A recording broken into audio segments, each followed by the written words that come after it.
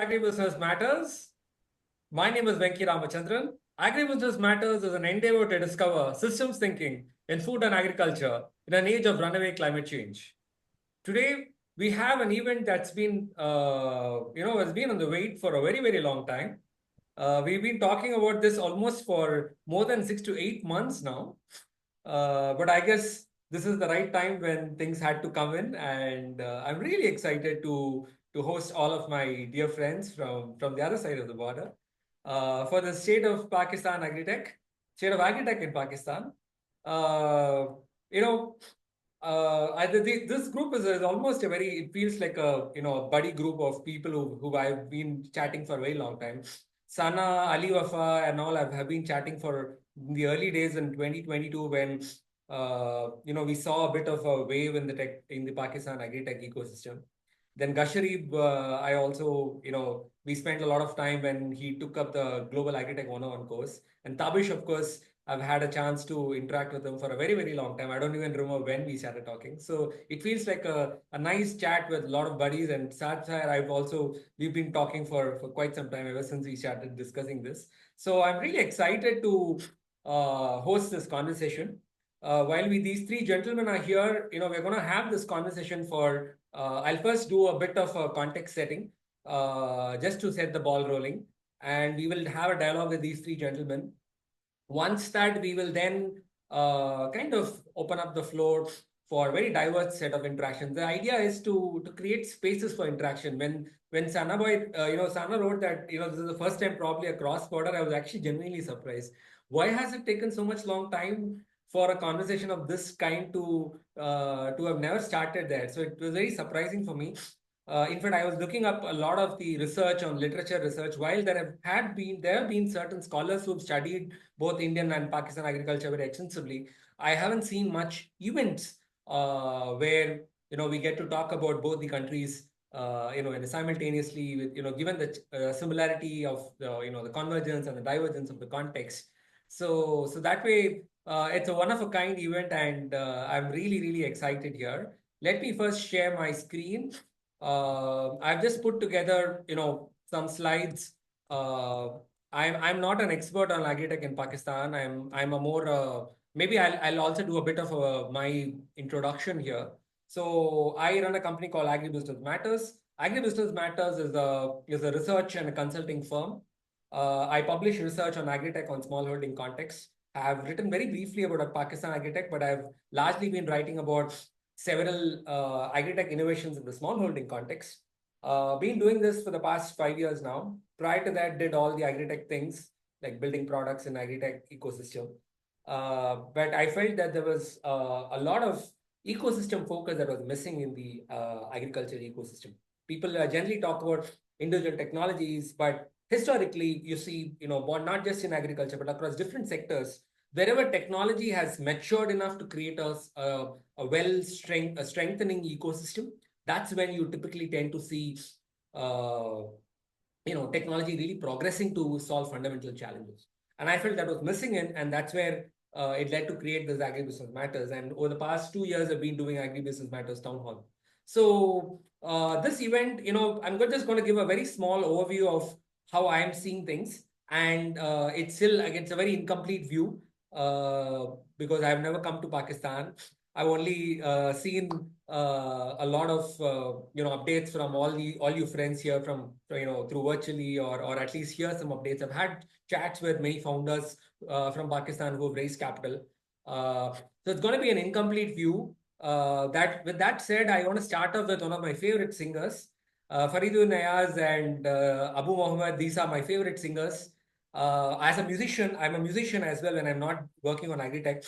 So as a musician, for me, one of the songs that Faridun Ayaz and had come to Hyderabad here in India, in this side of Hyderabad, and he has sung, and I am a big fan of his Qawwali singing. One of his songs is the song that goes "Pani Pani Ratte Ratte Pyasa Hi Mar Jaye." He's a Kabir singer, and I'm also a Kabir fan, so we share a lot of things in common. And one of the song in this is where he says that "Pani Pani Ratte Ratte Pyasa Hi Mar Jaye," which is a very simple way in the sense that we keep chanting water endlessly, but one dies of thirst. It can be read in many philosophical ways in which this can be interpreted.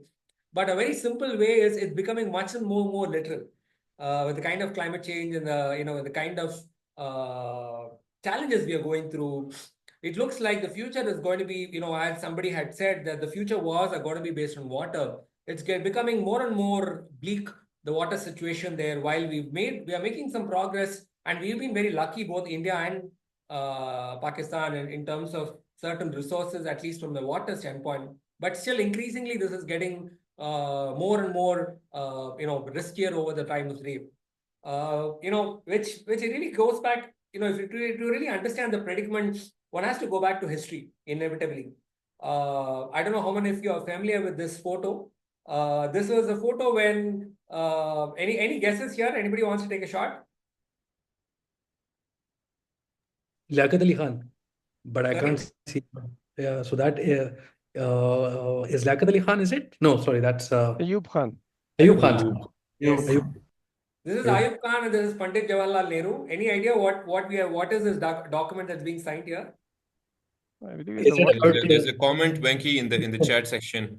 A distribution of water. It's the Indus Water Treaty. Treaty. It's the Indus Water Treaty. See, the fascinating thing with respect to the water here is, and at least during the time of partition, there was a lot of concern that most of the high irrigated parts have gone to Pakistan. So there were a lot of concerns among the scholars in the 1940s, because if you really look at the data, I was looking at some of this data from the historical sense. The productivity of rice, wheat, maize, and gram, total food grains in Pakistan was 40% higher than in India in 1945-46. And in this kind of tumultuous political climate is when Indus Water Treaty was signed in 1960, to kind of apportion the land. And it's a very fairly complex one, and the problems still persist till date today, right? We are constantly seeing, reports about different states talking about, what is the need to revisit the Indus Water Treaty, and especially with the political tensions, whenever they go more volatile, there is a lot of talk about revisiting this Indus Water Treaty. Just to give you a very recent example, a recent study that was conducted in, by one of the Sir Ratan Tata Trust and the Water Management Group, pegged it about, 6,500 crores of loss that the state of Kashmir was facing because of the Indus Water Treaty. So it's a very politically contentious kind of treaty, and it's increasingly becoming more and more challenging for us to renegotiate. In the Pulwama attacks that happened, there was talks of revoking the Indus Water Treaty, and we all know that if the cotton that grows in Pakistan takes in a lot of water from the Indus water, and the cotton cultivation is deeply indebted in some sense to the Indus Water Treaty. It's very difficult to compare these two states, to these two countries. In many ways, where one was a part of one state, and you could very well we could very well see how things have fared in this. Like I said, from the starting where we were in, and till now, in 77 years of independence, both these countries have fared a very long way. There are few things that are very much in common. The share of agriculture in India is still at about 45%, whereas in Pakistan the numbers vary a bit, depending on which numbers you see. It's about 38.6. The cost of people who cannot afford to a healthy diet is about 74%, and the numbers go up to about 82% in the case of Pakistan. The horsepower per 1,000 hectares, which is an important factor.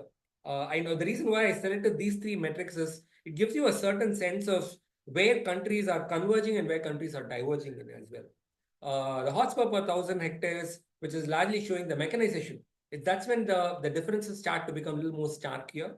You see about 1.32, whereas in the case of Pakistan, it leads to 0.4. Now, this has obvious, sort of implications in the way you look at TFP, which is the total factor productivity. Total factor productivity is how effectively you are able to sort of convert land, labor, and capital, and in a more effective ways. And that's TFP based on a USDA report between 2000 to 2020. India's TFP rose to about 2.2. Whereas in the case of Pakistan, we are looking at TFP of 0.28. This TFP and the mechanization rate is extremely critical here because, in many ways, it is going to clearly set the path for what the future of the kind of infrastructure that we are going to build for the future of agriculture is largely dependent on what kind of infrastructure that we're building in. And that is solely extremely important, dependent on the kind of mechanization and infrastructure that we are building in here. Let me also quickly, before I move to the slides, let's quickly see the comments here. Okay. Now, if you were to really compare the two different states here, the two different countries here, I don't know why I'm switching it to states here, because probably because of the Pakistan got divided into two parts, and both the eastern and the western parts here. If you really see the number of national number of operational holdings, right? This is from a recent NABARD report on 2022, which shows that the number of operational holdings have been increasing significantly. Whereas in the case of Pakistan, you see largely, while the 2%, the one of the data that says that about 2% of Pakistan, which holds about 2% of farmers owning about 45% of agricultural land, whereas the remaining 98% own the remaining 55%. And today we are seeing in India an interesting unintended consequence of what happens when a country pursues land reforms too far, and what happens when, and in the case of Pakistan, we're seeing what happens when country pursues land reform too less. While Pakistan did pursue land reforms in the 70s, Zulfikar Ali Bhutto had passed on certain land reforms. We really see that, at least from whatever the data that I'm seeing, the HARI system, which is the fuel tenant management system, is largely what dominating in the case of Pakistan. In the case of unintended consequence, what you're also seeing is, this is again a data from the State of Digital Inclusion. We are seeing that the intermediate classes, the debt size is increasing. You can see here, I don't know how you are able to see this data. The indebtedness from intermediate landholders is increasing significantly when compared to the small holders and the large holders there. So there are trade-offs that happens whether you don't pursue land reforms or you pursue land reforms.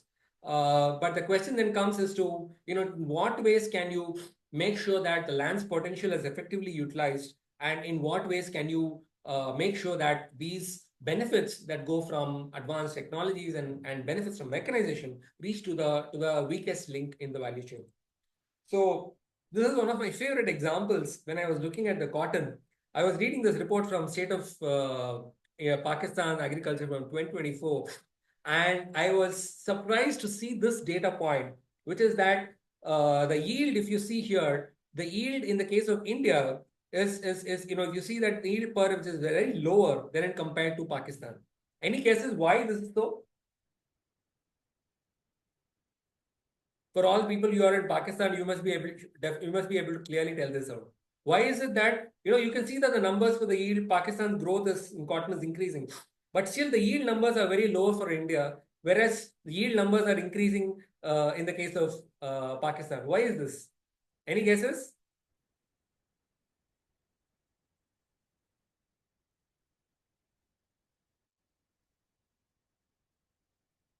I'll tell you the answer. The answer is that in India, most of the cotton is grown on rape-fed, whereas in the case of Pakistan, it's a canal-based irrigation that has led to a higher yield.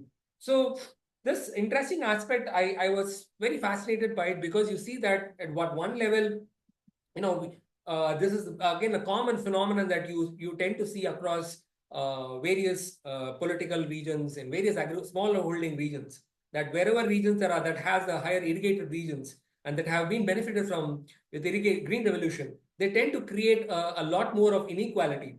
And this is a meme that I had created long back with some American references here. But the underlying point is that there is always an inequality between what is irrigated regions vis-a-vis the dryland regions. And you see that accentuating in many, many ways, in the way the water resources are distributed, in the way the yields are playing out, and it has a lot of multi-level effects in the way the agriculture productivity is also playing out. In the case of Pakistan, one of the bigger threats, of course, is the case of that the freshwater resources that is consumed is on a very alarming rate. And in contrast, this is again data from the Pakistan Business Council's report on State of Pakistan Agriculture. And in compared to this, Pakistan is facing slightly more consuming more fresh water when compared to India and China and other regions. Of course, with climate change, we can now very well see that the projected change in the crop yields are going to be significantly drastically. So we are already seeing this in many parts. The number of dry heated land dates are increasing. The number of days in which heat waves are increasing, and you are seeing that increasingly each of these shifts in the crop yields are going to further going to bolster the fact that climate change is going to play really havoc in both the countries, especially given the shared resources that we also play in there. This is again a very interesting data point I came across from the Pakistan report, which talked about while with the kind of water stress that we're talking about, at one level, if you see the policy priorities, it ideally fruits and vegetables cultivation should be growing and increasing. Whereas on the contrary, we still see the same predicament. This is again similar to an India story, right? We still see sugarcane being driven extensively in the case of India, whereas if you really look at it from a water standpoint, the kind of way the water is consuming, we should not be growing in sugarcane at all. But of course, when you don't have the necessary infrastructure in place, farmers tend to look for what is the short-term gains, and that's what you're seeing playing out in this kind of behavioral shift that you see in this numbers and graphs here. Of course, this is from a political ecosystem here. The number of the macroeconomic fundamentals are very much shaky, and there have been a lot of interpretations. This is I was reading this book. This is a book called Prisoners of Geography, which talks about this interesting aspect that one of the reasons why Pakistan has been struggling in many ways is it takes advantage of its interesting position in geography while it has not been able to leverage some of the resources it has and create infrastructure, which is going to be a focus that we will touch upon in this conversation here. To talk about the problems. This is again a very important book in the context that has definitely been spoken about in the case of development here. Stefan Derson recently came to Pakistan couple of years back and spoke about this, that Pakistan economic equilibrium characterized by low tax economies, low tax collection, high subsidies, insufficient savings, and inadequate investments. This is again a very broad-based view, but it points out to the fact that the elite bargain that Stefan Derson talks about in his book, in terms of what is the kind of bargains the elites in the country have to make in terms of the prioritizing the right kind of development, that needs to be focused, is the point that he drives out in this book. It's again an important book here that I would highly recommend. Now, moving on from the problems to the brighter side, we see a lot of interesting, exciting ecosystem here. I see Smiles Delmo growing up now, and now the moment I talk about the agritech ecosystem here, we're seeing a lot more activity here. Given the kind of constraints that we talked about, you're seeing a very different set of ecosystem emerging in here. And we see again a lot of similarities and parallels, and there has been a lot of growth in the livestock there, and the poultries have seen a phenomenal growth, especially with the growth in maize and other and feed cultivation that's also growing in numbers here. These are some of the use cases that I am seeing from the Pakistan's agri-tech ecosystem, which is from the aspect of access to services, access to market, and access to assets. Like it's happening in all smallholder contexts, we are trying to digitize the entire value chain from the inputs to the outputs, and also focusing on the midstream players so that we are able to create better total factor productivity here. These are some of the funded players that are there in this ecosystem here. From an agri-e-commerce, from the digital advisory to smart farming. One of the things that I'm also seeing, which I briefly talked about, is the kind of ways in which the land reforms are played out. There is a lot of potential for corporate farming to really kickstart in a huge numbers here, right? And which is also all the more important for us to focus on improving the mechanization rate, given the kind of ways in which some of these technologies can really kick off and create value once the fundamental infrastructure is created in place. This is again from the last slide. I want to close this with Tabish, who had shared this some time back. In many ways, the opportunities and the problems are equally shared among ourselves. This is what we saw in the air quality index that what both the countries were very much affected by, and you can very much see that both the countries we not just share the problems and problems, we also share the opportunities, and that's the sort of way in which I want to end in this sense that I really want to now open the floor and get the conversation going here. Let me tag tag myself and get into this conversation. So, first of all, thank you, gentlemen, for patiently listening into my rant here in this conversation as an outsider here. What is the first thing that I'll start off with maybe a bit of a self-critical view here. What's the first thing that you think is completely missing out when you see the larger elephant when it comes to Pakistan agriculture here? Maybe I'll start off with Sana here. Hi everyone. So thank you very much for the opportunity. To answer your question, I think there are, you've obviously covered, you have gone through a lot of things that even some that I was also not aware. So that's a thumbs up to you. And I've also noted down the books that you have mentioned. So I think the thing that we're seeing over the last few years, especially after the 2017, 18 onwards, because the macroeconomics of the country is such, the way the country is structured in a way, is that we are so heavily dependent on the imports that I think there is now a realization across all the levels. Is it the government, the state, the businessmen, at an individual level also, that we are starting to understand is that we cannot take agriculture for as a granted sector that we have been taking for so long. We've just continued to play along and assume that agri is going to save the day. But now we all understand is that we have to proactively contribute ourselves. It is going to be either through innovation, through investment, through awareness. We have to get the productivity. I mean, as you showed, the total the productivity of the sector is so low that even a certain increment from such a low base, because you have to understand that agriculture has a very big share in the economy, while the overall productivity is very low. So if you move the needle on the productivity, the ripple effect is going to be quite a bit. And I think as we will probably talk about it in the session also, I think there is a lot of interest from the corporates, which I think was never the case if you go back a few years back.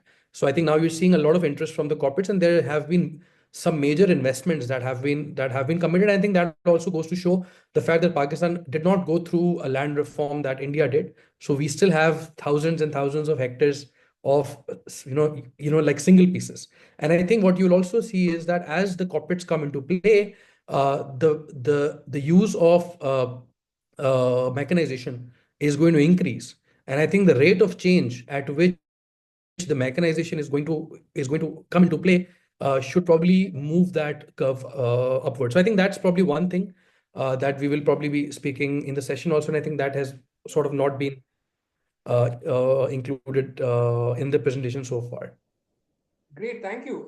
Yeah, I did come across the fact from the import and export there, but that's a thank you for that raising that point. It's a shared reality for both the countries as well, right? In India, for the amount of we still import edible oil to a maximum extent, and I see a similarity in terms of how Pakistan when it comes to the imports there and there. So maybe I'll move this to take this to Gashri. Gashri, I've been reading your Pakistan Agriculture Research News emails, highly dense and extremely insightful, and it excites me to see the kind of similarities in terms of there is so much of aspirational and there's so much of reforms that are also slowly happening that we generally don't get to see from the outside the thing. So given that we've talked about, Sana has talked about also some of the challenges and how corporates are rising in there, right? At one level, what are some of the, if you were to really distill down as somebody who digests and consumes a lot of information, right? What are the top 3 exciting possibilities that makes you feel very excited, bullish about Pakistan's future in agriculture? I think, thank you so much, firstly, for having me on the panel. And I hope everyone, who's joined in is having a great time listening and learning. So the first thing that I would say is it's pure economics and math, which is population, right? So whenever you go to the West and you're looking at declining birth rates and they have to have migration, illegal or legal, to supplement their sort of economy, because the basis of capitalism is that if it doesn't grow, it's in a crisis. So, I mean, South Asia is blessed with, population, whether that's a blessing or a curse remains to be seen. But what I'm hopeful of, and the good thing is that, 65% of the country is under the age of 30. And I know that's an often stated fact, but your average age is 24. So it's pretty wild that, that is what it is. And right now it seems like, the way things are, we're sort of in a crisis mode, and these politicians who've been there for 2-3 decades just never seem to go away. But I feel like that transition will happen. And once it happens, it moves on to people like Sana and myself and Tabish, who've grown up with the technology, right? So we're digitally native. So the changes that it can sort of bring, the potential that it holds is immense. If you look at the report of the Pakistan's digital transactions from the last year, you see a over 30-40% increase in a year-on-year amount of transactions, whether that's through mobile wallets or normal pays. I know in India they have QR codes, but over here we have this thing called Easy Pesa and Jazz Cash, which is connected to the mobile phone SIM networks. So that's, again, the population thing with the digital boom is really exciting. The second thing I would say is a renewed focus towards agriculture. Agriculture was considered this backward sort of, you have feudals or the concept of feudalism. And I think the idea now is that agriculture sort of become cool because a lot of corporates are investing in it. A lot of other people are trying to get into it. So that notion where it's getting more attention generally in the media was an exciting thing. So, for example, because I've been publishing this news bulletin, I was asked by Dawn News to come host a show on agriculture, which I found to be very fascinating, that they want to bring in not only young voices. And Sana Khwa came on that show. We hosted and we had a great conversation. It's the 3rd episode if anyone wants to watch it. I did check that out as well. Yes. And everyone was like, "Oh, this is your friend. Ye bhaichara chal raha hai." I was like, "Nahi, it's a formal conversation, But we had some fun as well. But the idea is, right, we are allowed to have a little bit of fun because there is this renewed interest, not just by the media, but by the corporates. So now it's not considered to be backward or third class or degrade. It's not degrading to be in agriculture. So I think that shift is nice. And then the third thing that I would say is obviously from financial perspective is like the investments coming in. So whether that's corporate level, investing in tech or startups, and then startups themselves getting funding, and then external sources, larger players, global players entering the Pakistani market. So I think those three things are very promising developments. Just the only thing that I think we need to be careful about is I spoke to Mr. Mahmood Nawaz Shah, who's the president of the Sindh Badgar board, which is this farmers, growers. And, I asked him, "Sir, how do you think the agriculture sector is doing in Pakistan?" Very top heavy question. And he was like, "It's going through a confused transformation." I was like, "Why do you think that is?" And he was like, "The reason is कि एक दिन policy होती है और अगले दिन नहीं होती. So when there's no continuity in policy, obviously not only the farmers are confused, but then those who are procuring or working on a large scale also become very confused. Okay, what are we to do? Like last year, there was a support price. This year, there is no support price for the two crops that we would give it, wheat and sugarcane, right? India, for example, on the same day that I was talking to Mahmood Nawaz Shah, India had announced support prices for 30 crops in Rabi, right? So that just shows stability to the farmer. But over here, for example, like we see a boom and bust cycle. Like sesame increased like last 2 years. But then this year it's gone down, right? The rains also ruined it. The rate crashed. Now this monkey see, monkey do. The largest exporter of sesame, no? Yeah, we're moving a lot of sesame to China. So this monkey see, monkey do attitude that, 1 year everyone goes towards one crop, then the rate crashes, then they shift, then it increases, then the next year. So this boom and bust cycle can't continue for too long. And that can only come about when you have continuity in policy. And I really like that statement by him that, there is a transformation going, but there's sort of confusion. And we can delve into that further. So I'll leave it at that and then we can come back to it. Great. You get the nice segue for me to get into Sadbhai. Sadbhai, in both the countries, both whether in Indian diaspora or for Pakistani diaspora, there's a lot of heart, that goes into making sure that create a newer opportunities, right? I see the VC ecosystem also contributing in, and I see many sort of ways in which the diaspora community, as somebody who left during the times when things were not so great in the economy, and there, how do you now see, from standing at that kind of a distance, what is the kind of potential that you are seeing, given the what he talked about, the average age is 24, and the kind of opportunities that are immense. What are the first 2-3 things that are really exciting to you as a founder? And I hear from folks that you're also spending a lot of time on creating this ecosystem here. So would love to hear, how are you seeing the potential, playing out here? Thank you for the opportunity here. I think it's really nice to be on this panel of really knowledgeable people. I think I'm probably the least knowledgeable. I came into this whole thing by accident. But regarding the good times and leaving at the bad times, I actually left a long time back, and it was kind of incidental that it happened the way it did. But minus that, regarding the role of diasporas, I think in 2020, when I got back into farming and I was trying to build a crowdfunding fund to invest in Pakistani projects, there was this need for technology, and we were also doing our own investment, and we wanted to see that how we could incorporate technology in taking things forward, and that's when this whole platform came about, and that's what we tried to do. I think there is a lot of, to Sharif's earlier point, diasporas abroad and folks who are in Canada, like myself, and all the others ones who are in the US or multiple other places. There is a question of stability. And whenever there is stability and then there is movement forward, they would like to contribute back. And they've been doing that regardless as well. So, yeah, I'll leave it at that, unless you have a different spin on the question and I can answer that as well.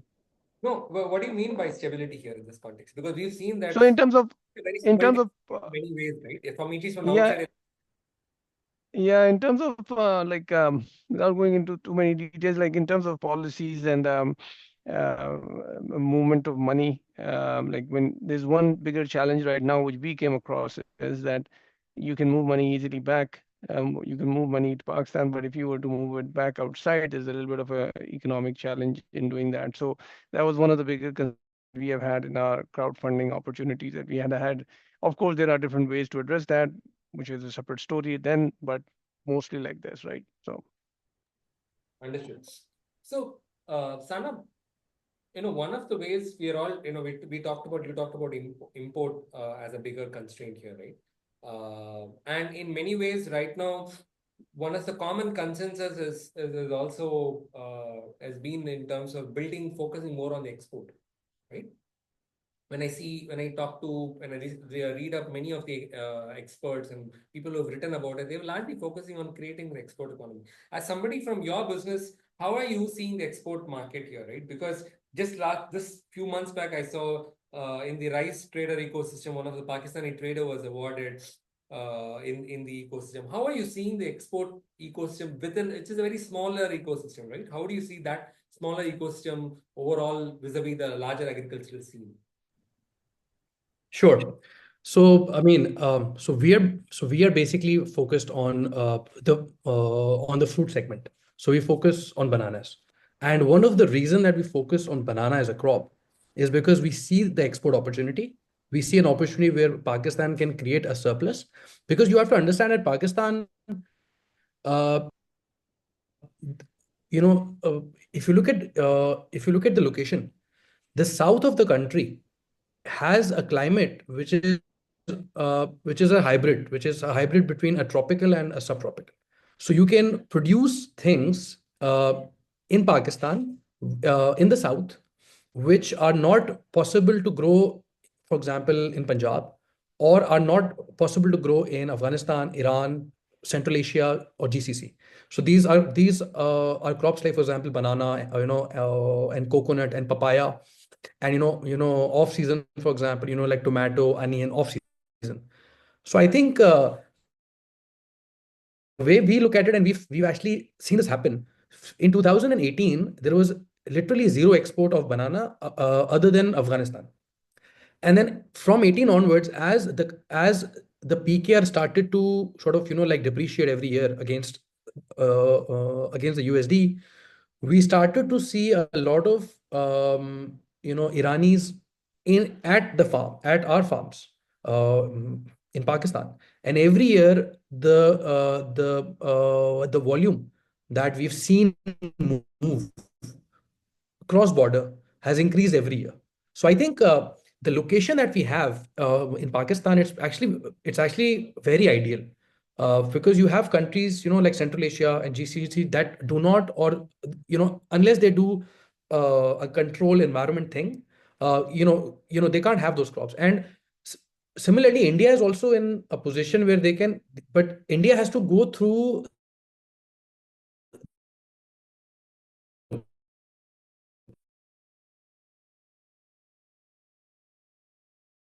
India has to go through the sea route. They have to export, but and we are also seeing increase in export of all the crops which are tropical in nature.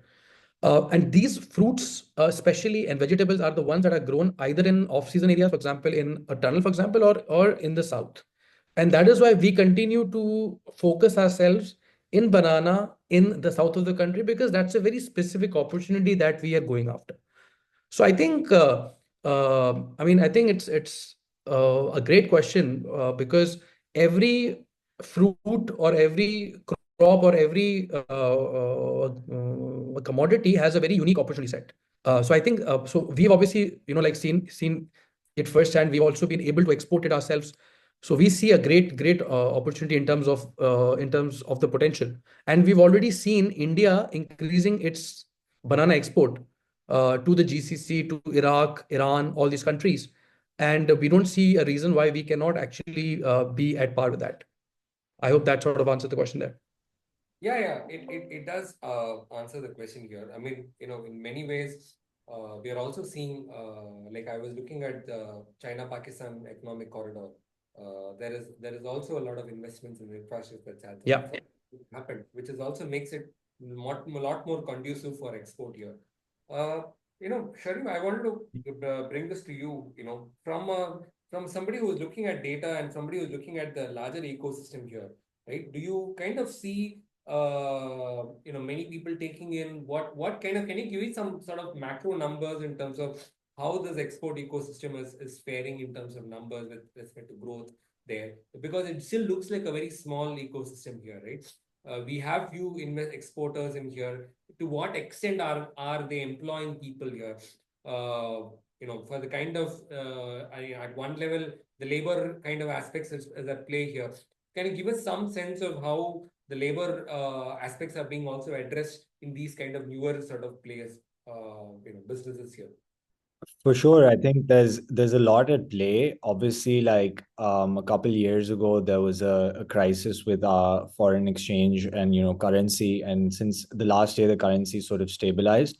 So you would think that that would help exports more generally. But if you look at our largest exporting sectors, which are textile and related products, we are seeing that it sort of shrunk. 30% of the export industry collapsed in the last year or shut down, like smaller units did. So the result of that is that we're sort of stuck at 16 billion, where the potential of the exports could be at 24 billion. So that's just related to textile. But now we're seeing, for example, this year we had a sugar surplus, right? So we exported a lot of refined sugar, not just to Afghanistan and Central Asian countries, but also to other export destinations as well, right? The problem I think that comes in is that Pakistanis are just happy to export the raw material, whereas they're not going after the value addition. Now, in the last couple of years, I'm beginning to see that the value addition is coming there. I don't know if you guys have seen any of the episodes of Shark Tank Pakistan, but there are a lot of agriculture related or agriculture focused products. There's this platform that raised a bunch of money. It's called Saraf. And they actually, they did a big hiring. There was another product that came out on Himalayan pink salt, and they're making lamps and, just other kind of stuff. So we can see that people are now moving to making value added products and then trying to export those. A big market for Pakistanis that is now being explored is Amazon, right? We're seeing a lot of work, and there's a lot of fraud as well. A couple of cities have been completely banned from Amazon as well. I'm not going to deny that, but there is a great increase in the number of people who are doing drop shipping, who are doing e-commerce, and these are young people. TikTok is full of examples of kids in their 25 30s, just graduated fresh from university, go to the mandi, pick something up, package it, and then they start exporting it. So I'm not going to go in too much into the numbers, but what I will say is that from my experience, so for example, I was in a agri-tech incubator, and my company Zerai Mandi, the one that I've founded, was through that agri-tech incubator, right? I was the first cohort. Now, I didn't have any experience as a founder or anything, but given the government focused and created this in the University of Agriculture, Faisalabad, which is the largest agriculture university in the country, was set up by the British. And Faisalabad is a funny example because it's situated on a doab. A Dwab is the land between two rivers, right? So they created the canal system whereby they created the city called Lyalpur. Lyle was a British guy. And then obviously he was renamed later to Faisalabad after King Faisal of Saudi Arabia. But the interesting thing about it is that it was a premier agriculture university. And for them to go out and create an agri-tech incubator, where I was incubated, I went through that process. Now, for example, we're coming out with a lot of tech-related solutions, but a lot of export-focused solutions. Two of them, which I could speak to, our remote well, which is sort of controlling our tube well, how much water we're actually pumping out of the Indus River Basin aquifer, which was fast depleting at a great rate. So now people are using that service to control how much water is coming out of their tube well. They can turn on, off through their phone app only. And then another startup that I would like to focus on is called Royala Trading Food. So this friend of mine, Rais, he's actually doing date exports. So what he would do is he's making coffee out of dates. He's making chocolates out of dates. He's taking in the raw material. He's building sort of chocolates and candy products, and he's selling them in the local market and exporting them as well.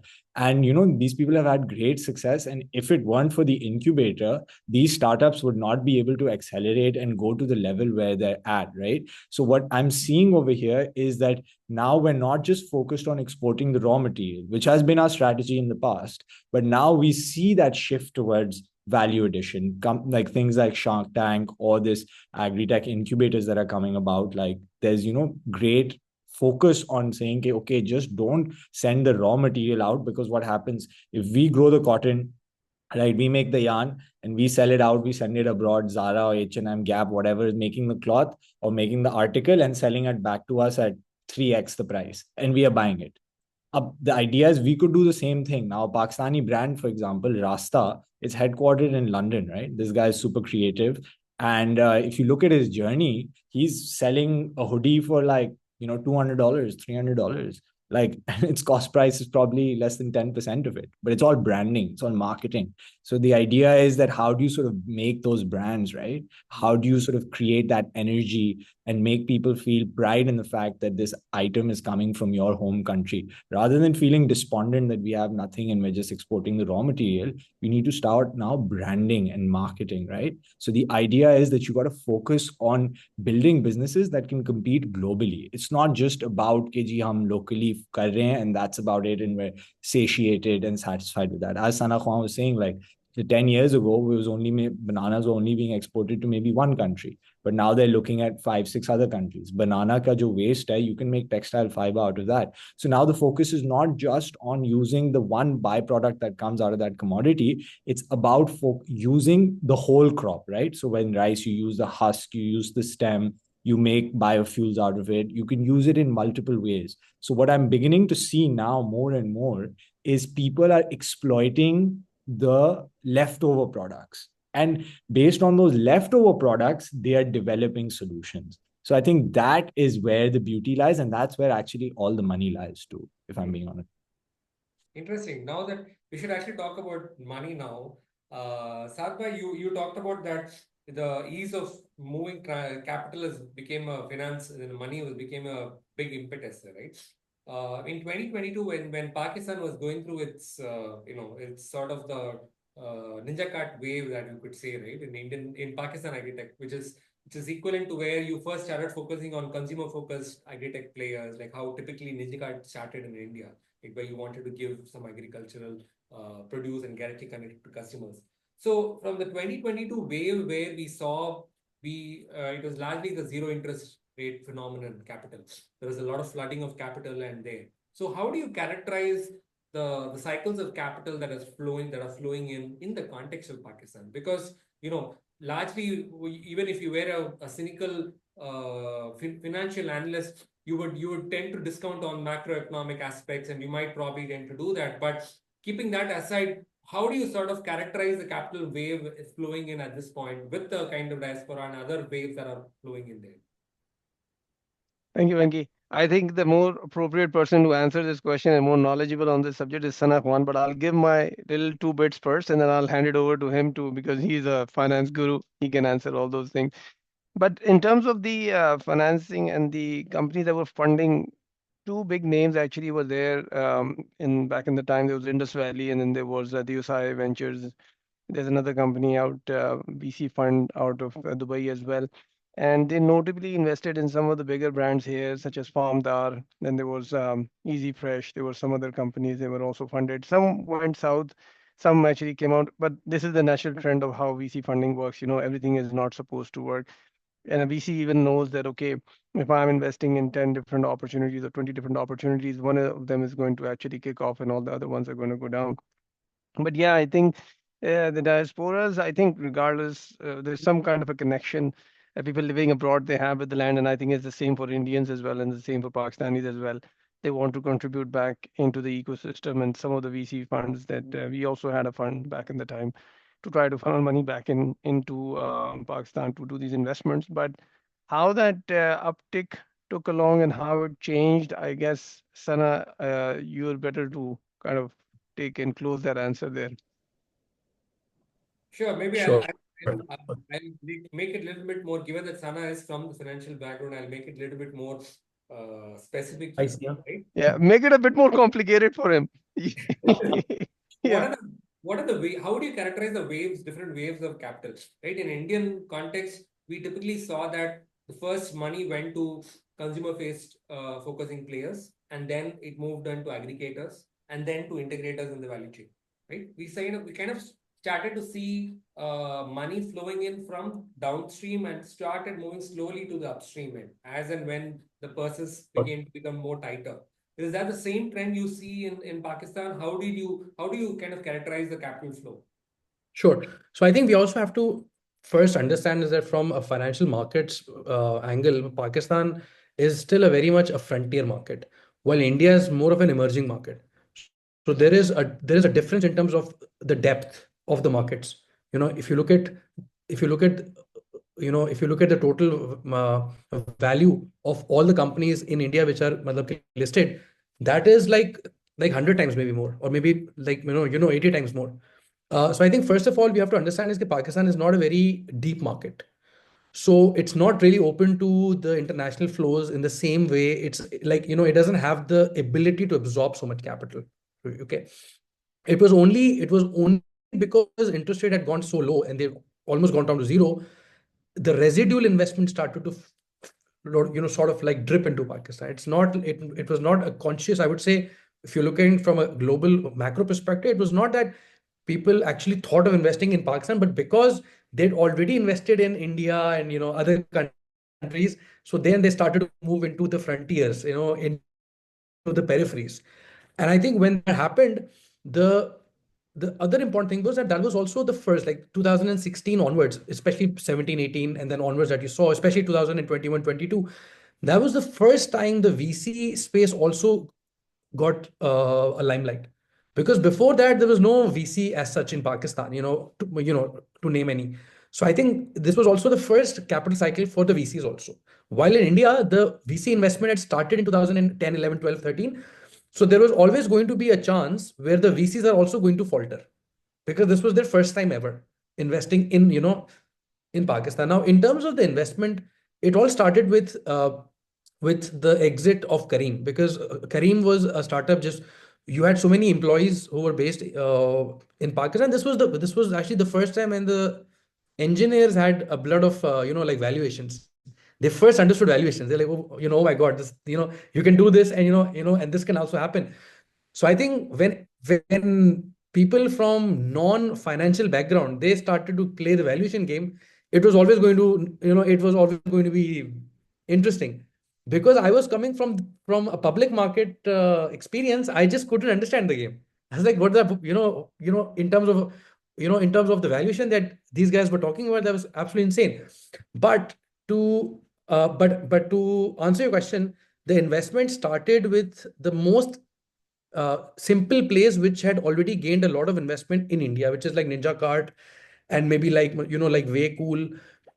Basically, so because the hypothesis in 2021 was that the farmer is not getting a fair price, the consumer is not getting a fair price. There is a middleman, and that is taking a lot of the margin. So a lot of investment, approximately I think 14 or 15 million dollars, which is I think which is actually most of the investment in agriculture that basically went in. That went into the startup that were trying to copy the same like playbook.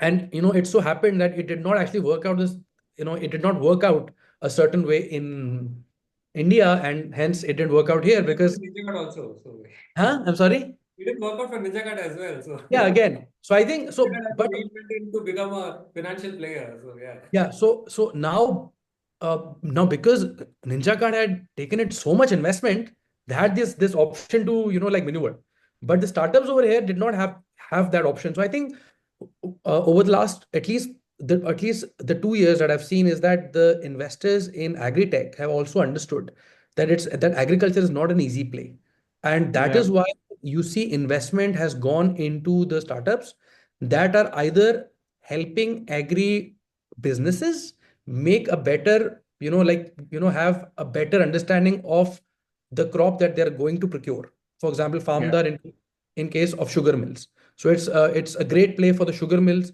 to have an understanding in that in their area how much of a sugarcane is there, which of the variety is there. It sort of helps. And if you also look at what has happened is that there are smaller agri-tech startups which are actually bootstrapped, because obviously after the interest rates have gone up and because after a few investments have gone bad, I think VCs have taken a step back and they are not going to come back into agri in the same way that they did. So but what we are saying is, because corporates are investing in agriculture, and because of operators like us, for example Indus Acres, which are sort of combining the investment from the corporate to the land, and then we are giving orders, or we are effectively the customers of these agri-tech plays, and we're saying, okay, you come over, help us with this. So it could be, for example, agri lift, it could be, for example, farmdar, or it could be crop 2x or weather wale. So these corporate investments are actually becoming a source of customer like revenue for them, which I think is a much more sustainable model, Yeah. because they And I not just wanna please. Yeah, and I just want to add, Sana, as one point. Sorry, I forgot it earlier. I think it's a little bit of maturity on both sides as well regarding the founders and the investors as well, because it was an initial thing where investors did not understand the complete complexity of what is involved in an agri startup. Like you have to be in the fields.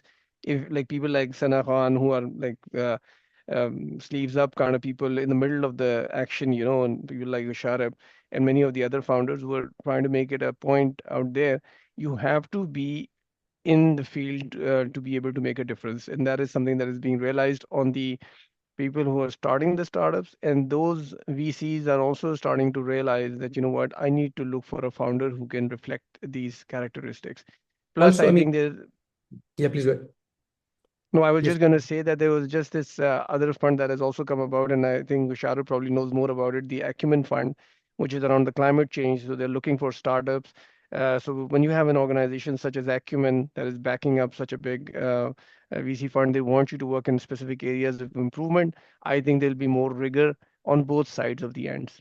I would just like to add, I think both India and Pakistan have both understood that VC is probably not the right investment for an agri-tech play, because it's not going to scale the same way that e-commerce or other plays are going to play out.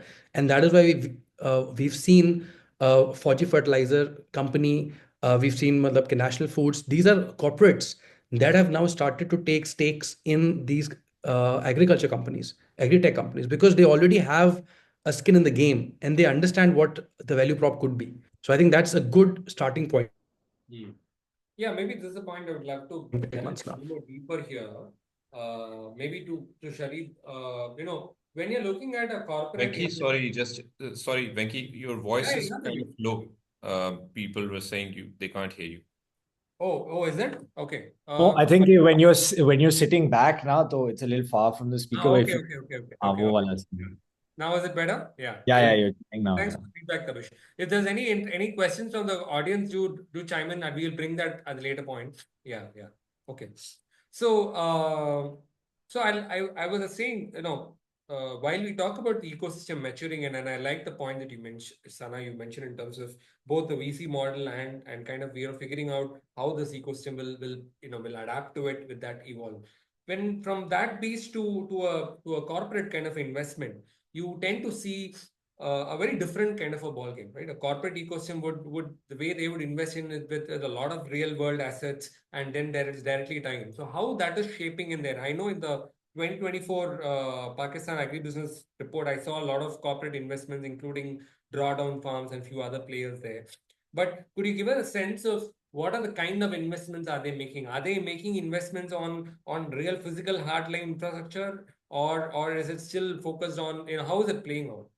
So there's a variety of investments happening, and I feel like each corporate group or each industrial group is sort of doing it in their sort of specifications. So if you look at one of the country's richest men, which is the Nishad Group, right? Now they have a lot of investments, but one of theirs is dairy farming. Now you wouldn't anticipate that they would go into dairy farming and supplying milk into Punjab, but they are doing that, right? Then another thing they're doing is growing alfalfa and road grass and exporting that to the Middle East. Again, a very novel sort of small thing, but again, it's a high value crop, so they're doing that. Another textile company, Alkaram, is also diversified, and they've invested in a shrimp farm. They've invested in some farm technology, drone services. So we're seeing a variety of different things. Sapphire, for example, another textile company, is invested in drones as well. So we're seeing that begin to happen really quickly. So what you're saying is there is infrastructure, yes, for sure. We're seeing more innovative technology that's coming in. But I think every corporate that is investing is trying to strengthen their horizontal and vertical integration, if that makes sense.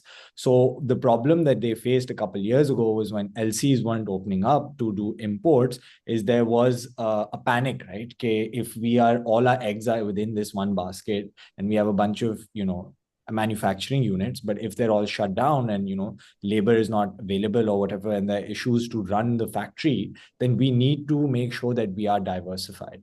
So we're speaking to Sanakhwa's point where startup money or VC money might not be the route exactly, is because they need you to scale as fast, right? And when you don't let the founder have the space in a sector like agriculture, which is dependent on weather, which is dependent on shipping routes and insurance premiums, like how do you anticipate how global and geopolitics is going to play out and how that's going to affect the prices of edible oils or pulses or something, and like what that will do to your average consumer and what that will do to your purchasing power parity. So I think that is something that VCs don't really understand, and what then they try to push is they try to get the startups to pivot.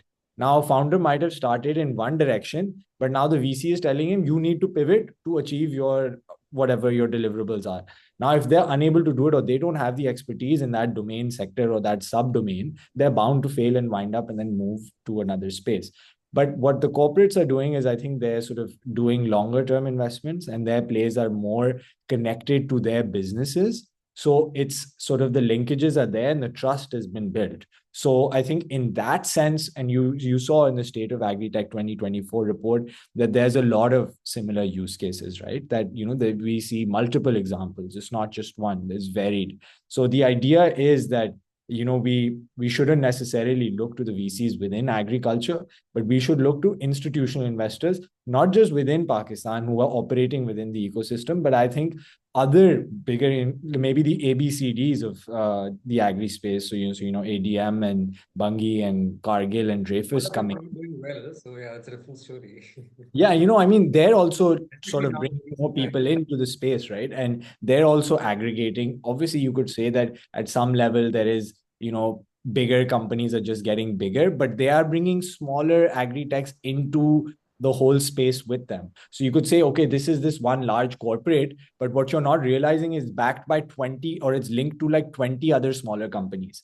And those 20 smaller other startups or companies might not come to the fore, but they are actually letting that larger corporate expand to the level that you are seeing it expand, if that makes any sense. Like in Pakistan, what I think people don't realize, and especially what the Gora doesn't realize, is that it's a Seth con, right?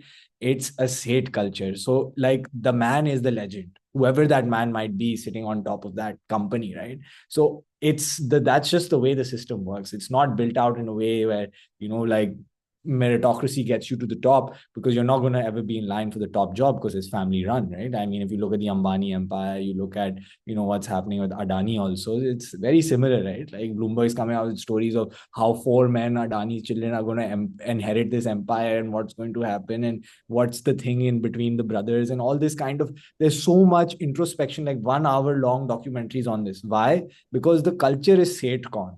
So when the man is the myth and the myth is tied to the business, then you need to see, okay, who is the person that is running this operation? What are the aspirations? And it sort of becomes based around a personality cult, where one man's sheer will is hiring or, employing 30, 40,000 people in the country. And that his will and his ambition is sort of expanding on that. So I think we are seeing a focus, and a lot of the the Sates, for example, they belong to similar communities. So 2 communities that I'll point out to contextualize for India is, one is the Chinyotis, which belong to the city near Faisalabad. It's called Chinyot. It's on the banks of the river Chenab.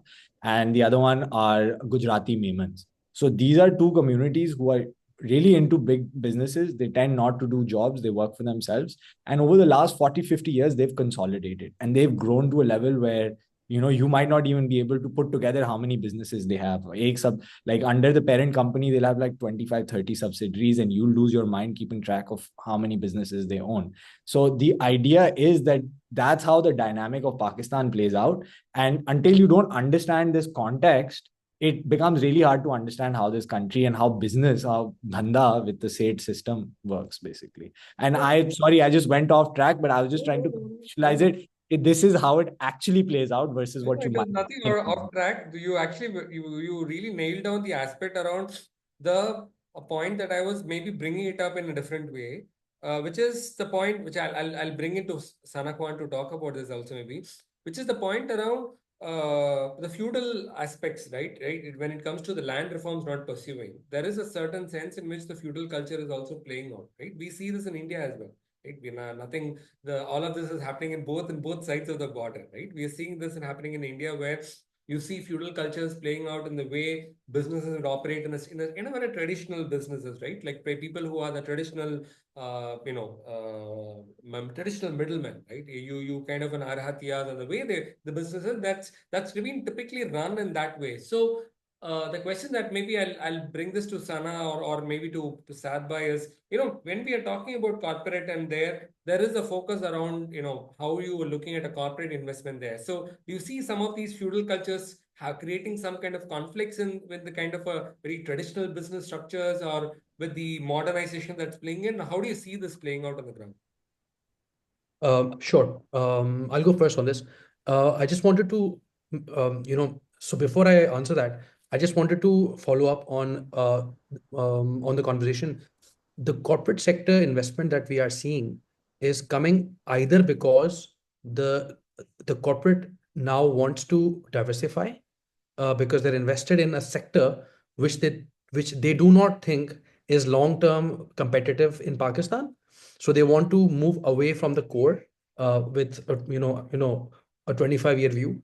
So you'll see a lot of the a lot of the corporates either moving into agriculture, IT services, or mining. These are the 3 sectors which they understand. They think that Pakistan has a competitive advantage from a long-term perspective. The other objective where the corporates are moving into agriculture is actually the companies that are eventually a processor. For example, a company that produces, for example, like masalas or ketchup, for example. And they understand is that because they've seen over the last few years the volatility in the supply, and also they've seen the volatility in the quality. Because once you have a processing setup and you have a brand in front of the customer is expecting you to produce the same thing every time. And I think this is what we've seen in case of National Foods, for example. National Foods is a very big, a company in Pakistan. They have about like 60% market share in ketchup, and they basically, they reached out to us, and we were one of the 4 companies that helped them produce and cultivate the tomato at the farm, and then we sort of shipped it to them, and they continue to do that. So I think what we're seeing is there is a need by the corporates who are in the business of, for example, like processing, they want to ensure that their supply chain is secure, irrespective of the climate event that are happening and the quality, obviously, because every heat wave or every like cold wave has an impact on the quality, and it also has an impact on the price itself. So that I think are the two main overarching like reasons. Now to answer your question on the third thing, which is the existing feudal system versus a corporate system, I think so. At this point in time, there is no issue because the feudal system is still so big as compared to the corporate system that for them the corporates actually don't exist to this point in and on most of the corporate activity that's happening is actually happening in a specific area in South Punjab, where the land is being allocated, and that land is not owned by individuals or large, like landowners. The only time we get some sort of eyebrows is that when we as undertakers we go and when we lease land, and at the time of the agreement we tell them, look, we have a company, and then I am the director and this is a company and the agreement is going to be between you and the company. They get a little like, why do you have a company for this? Why do you have a company? So I think that's the so it's not intimidating so far. But I think and also the other thing is that corporates are not moving into the land holdings of the large, and even if they are, so there maybe a case where a large, for example, a landowner who has, for example, like 5,000 acres. I think a situation which is more likely is that the corporate actually gets into a partnership with him and say, look, you have like 5,000 acres. We have a team. We have the investment. You keep a share of the profits. We're going to structure this because you have to understand. I mean, even like before the call, a guy, he's a friend of my dad. His family has like 10,000 acres, in somewhere. And he was telling me that he does not want his kids who are studying in London to come back. Okay. So there is a sense that if Indus Acres goes to this guy and says, look, you have 10,000 acres, we can help and make it more productive, he'll be more than happy to go for it because his kids are not coming back. So he doesn't have anybody to sort of, malab ke fall back on. So I think the big landowners, because you also have to understand, is that people who have 1,000, 2,000 or 3,000 acre of land, they're very educated people. Their kids are studying in New York. Their kids are studying, in London, and their next unki, matlab, ki generation, in play, they are very much interested in all of this activity going on where a corporate structure is place. So I don't think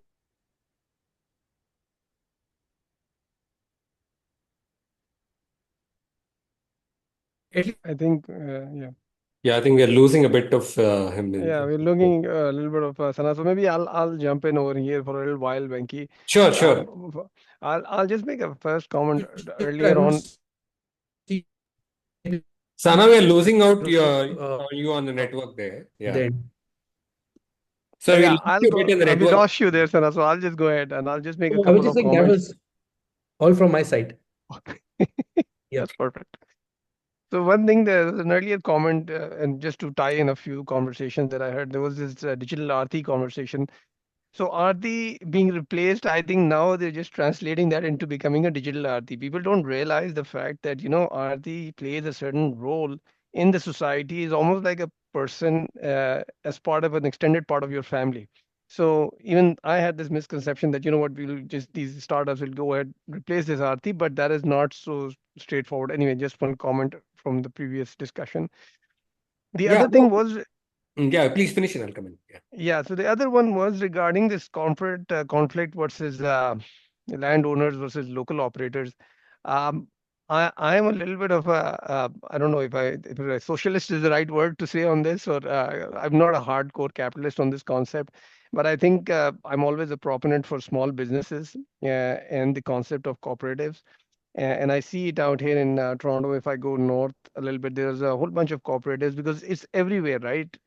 Agriculture, especially over here, is a challenge. Like even for companies, even for farms over here, they're selling off their lands for all the housing societies that are coming into those areas, and it's much more profitable for them to sell those land and to get more money out of that. But small farmers, I think, are still the way to go, and it's almost synonymous to how you need small businesses for us for a society that is strong at its core, because it keeps most of the people happy, that the distribution of wealth is more appropriate rather than being tied up into very few segments of society. And I know we have differing views, Sana and myself, on this concept, but I do believe that we need smaller landholders who can form a cooperative to take the advantage of what a corporation delivers.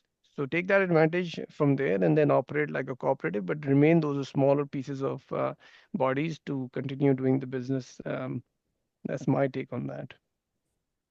No, thanks for sharing that. The reason where, if I were to really, really look at it from a slightly critical lens, the reason where I was also bringing up the Stefan Gerson's book, in his lecture at Pakistan, he actually talks about this aspect, that he talks about, like, at one level, you have the traditional system that is there, and because they are not investing much at the country level, which is in terms of tax collection, and there is a level of subsidies. So to what extent are you building the right institutions to build the administrative element for the country take forward becomes a question. And so that's where I was also looking at this aspect of maybe a tax collection is maybe as an aspect in terms of how our tax reforms actually emerging, and because that's when you, in these areas, is when you start to see the sort of challenges between our traditional systems vis-a-vis a modern government, democratic kind of people-led systems there. So now, irrespective of how you may want to characterize the political system, but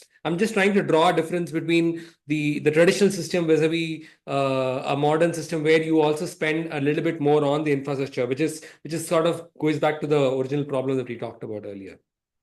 Yeah, so I can comment on that. So I think the problem is very well explained by the wheat crisis that happened last year, right? We had a surplus, 30 million tons we produced. The government was not sure about their figures. Now they have these two departments that are responsible. One's the crop reporting services that goes out on the farms and talks to the farmers. And the other is the agri extension. I'm sure there's some form of it in India similar as well, right? Now the problem here is that these folks, they are reporting back, but agriculture is a provincial subject. Now, when the provinces amalgamate that data and send it back to the federal level, the federation has to take a decision based on that, whether we are going to import or export this year. And what the caretaker government basically did last year is they did not have accurate figures for what the wheat production would be. Or if they did not disclose them at the time when we were in the crop condition, like at halfway through the wheat season last year, right? Like around December, January. Now on Geo News on a Shazeb Khanzada show, the government spokesperson comes and says, we are not going to procure wheat at the minimum set price of 4,000 rupees. Like if you were going to do it and the IMF is saying to you that you don't have the money to procure all this wheat from the farmers and you have a record harvest, you go ahead and spend $3 billion on importing, or however many, 2 billion, $1.3 billion on importing Ukrainian wheat that is fungus infested.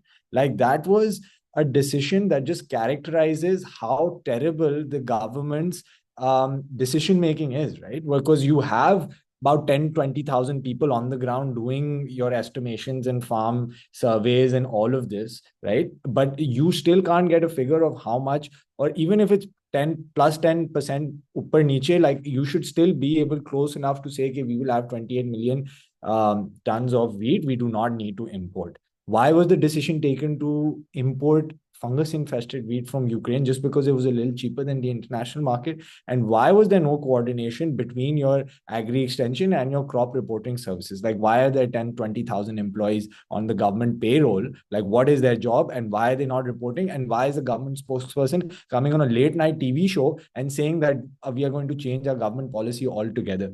So it goes back to my initial statement where you're saying there's a confused transformation. If you wanted to get rid of the support price in the first place, you had to do it in a phased, staggered manner. This has been something that's going on for decades, and millions of farmers are relying on the support price too, because farmers are getting a payout twice a year, right? Or maybe thrice a year. So if they're not even meeting the cost of production, and Sana and I were discussing this, the cost of production has risen, right? Your prices of fertilizer have risen, your prices of diesel globally have risen. And when that rises, automatically your cost of production rises. Now, if you're giving them a fixed rate, which they were happy at, it was at 4,000 rupees. The market crash, it went down to 2,500, 2,400, 2,600, and their cost of production was around parity. And if they have bought in agricultural inputs at credit, that means that they have to debt servicing also of that. If they're not getting a payout that is at parity with their cost of production, how are they going to service the debt? How are they going to buy the inputs for the next year? Right? This begs a very fundamental question that when you're trying to establish your infrastructure, basic communication between the departments that are responsible for on-ground activities and those doing the import-export decision-making are not aligned. So how can you say that we're going to develop a whole ecosystem whereby we're going to start taking decisions that are, in sync with what's happening on the ground? Now, what I want to point out another thing, and it ties back into the feudalism, is if you look at all of Pakistan's provincial and federal assemblies, 50%, more than 50% of them are big landowners. A big landowner is characterized as someone with more than, say, 50 acres, right? Or I'll say 100 acres at this point. And they have vested interests. And I will openly say that they do have vested interests. Vadera Shahi Nizam Pakistan mein chal raha hai. And you cannot deny that, right? Once you understand that, you realize it's not in their benefit, A, to get taxed, B, to pay the tax, C, to apply taxes that would majorly apply to them, right? Now, smallholder farmers are exempt from the tax. 70% of your farmers who are under 12.5 acres are exempt from the agriculture income tax altogether because they don't have enough land and resources to pay the tax. Now, those people who control more than 50% of your land, that are medium and small scale, large scale farmers, they are sitting in the assemblies, they're connected, and they have relatives within the agriculture extension department and this crop reporting services department. So why would they pay the tax? You see how it works. The people who are supposed to pay the tax don't pay the tax, and 70% of them can't pay the tax. So then where will you generate the revenue from? How will you actually implement the policy? One of the biggest problems is we have a water tax, but it's not taxed like how electricity is taxed, that per unit consumption. It's just a generic tax. You'll pay however much, like 150 rupees or 250 rupees per acre or whatever. And you can use as much water. Like 90% of Pakistan's water is being used in agriculture, and mainly for your 5 major crops: cotton, wheat, maize, sugarcane, and rice. Now, sugarcane and rice, super intensive crops, right? For water, even cotton. Yeah, and you're still going with the flood irrigation, and with a poor mechanization, you're further increasing the water cost. That's what I'm saying, right? So now this is a concern that needs to be addressed, because if I said earlier in my statement, population, if it's set to double, okay, you are 250 million, 25 crore right now. If it goes to 50 crore in 2050, what are you going to do? Like, कहाँ से खिलाओगे, कहाँ से पानी आएगा? Like, if you don't tax water like you tax electricity, there's no way for it to actually go out. And I say that it's a rant, right? Like, whoever's listening over here, I am a Wapistani. I moved back to Pakistan. I'm committed to this country. I love it to my core. And the only reason I say this is because I want there to be a future for it. But there can't be a future if you continue to mismanage your resources to the extent where it goes to exhaustion, right? Now, this also combines with the climate change issue. Now, I was going to come to that only, because see, I pretty much started this conversation primarily in the context of climate change, right? Because when I look at the data wise, we saw drought and in 22 flooding there, right? Both almost happened at a similar time when I looked at the data and point there, right? So to a large extent now, while we have similar conversations in India right now, both from terms of climate vulnerability and from taxation. With climate change, we are now seeing increasing level of vulnerability, especially with water now becoming a much more contentious issue. And that's the reason where I started my presentation with the Indus Water Treaty, because in some time I could very well argue that we will, we could very much see a day where Indus Water Treaty will either be reneged or it could be challenged. The way things are happening. And so, in what ways do you, which is why the last point I wanted to break on before I open up the floor, is how do you see the climate change preparedness and given a vulnerability with the flooding that we are seeing in Pakistan? Maybe I'll start with Sana and then go to the remaining people here. Sure. So we've been affected by the heat wave that happened earlier, in the year. I've already, because over the last 4 years, I've been at the farm. So I've seen all these ups and downs in terms of the drought, in terms of the one thing that we are doing, at least at Indus Acres, is that uh, we are trying to acquire land on lease which has a secondary source, which is a groundwater, because a lot of the land is available which only is dependent on the irrigated water. What we've seen is over the last 3-4 years of the land where a secondary option is available, the spread between a land which has no, for example, like groundwater, and the one that has an option, the spread has already started to increase. So the market is already starting to pay a premium for a situation where the canal water is not available. Okay, number one. And number two, we're also seeing that the spread in terms of the land price or in terms of the land lease cost, the areas which have a well drained soil, where any amount of rain does not accumulate, the prices have also started to increase. Okay. And for entities like ourselves, it's very important to have access to these parcels with at least a 7-8 year lease, because what has also happened is that the farmers have also, now they also understand this, that their land is neither flooded nor is under a drought at any point in time. So they've started to not only increase they've not only started to increase the price, they've also started to reduce a duration at for which they are willing to like give to us. So I think there is on the ground, what we're seeing is that the stakeholders, may it be companies like ourselves or individuals who take land on lease, they've started to understand that we have to pay a premium for this, because it's in a way an insurance for us. If there is a heavy flood, if there's a heavy, for example, a rain, we'll still be okay. In fact, it works the other way around, because if there is a heavy rain or there is a drought situation, we will still be okay in either situations. So, and if the crop is lost across the board, the price that we'll get will be obviously much higher. Now, having said that, I think we have a view that after a few years, maybe 6-7 years, because at this point in time, nobody in Pakistan is willing to imagine a day where the canal irrigation system, availability of water will actually not be available.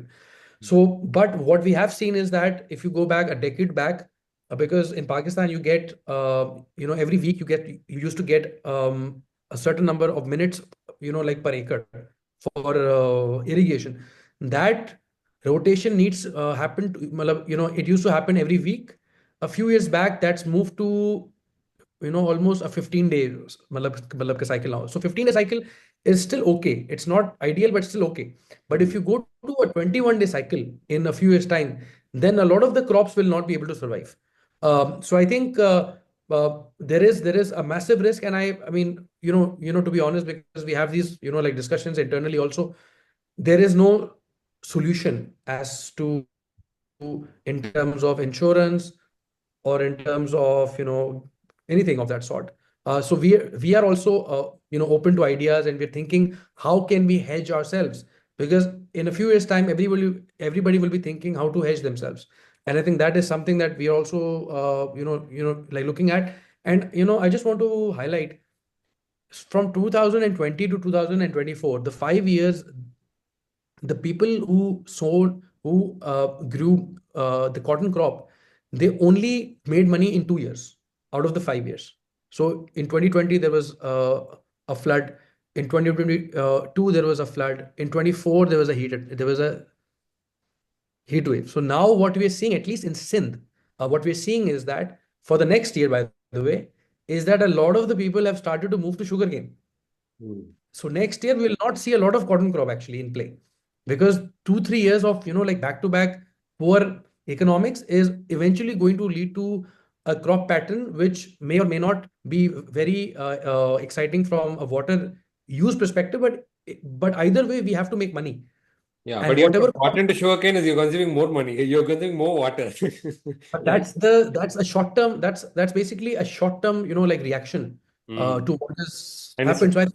So So I think we'll have to see how the market is response. So in the short term, we're seeing people moving into or paying a premium for the land, which Hmm. has a second option, or they are moving into the crops where where they think the heat wave or the flood is not going to completely wipe away the a crop, and we'll only see a increase in the yield, to an extent. Yeah, no, I see. One of the things that I was looking at is, at least in my understanding, based on whatever data I collected, was like there is the KP province and the central North Punjab is where the small land holdings are, and probably the South Punjab and Sindh, Balochistan areas where the large land holdings are. So I suppose each of these Correct. systems are evolving differently in terms of how they're adapting into climate change, I suppose, right? Absolutely, absolutely. And the context that I have given you is of Sindh specifically, which is an Understood. area where you have the large, like matlab ke land holdings. In Punjab, I'm sure because you already have a groundwater option, Mhm. because in Sindh you grow high value, like tropical crops, and the amount of land available where you have a second option, which is a groundwater, is very, very, like limited. Hmm. So the price spread is actually quite steep in Sindh.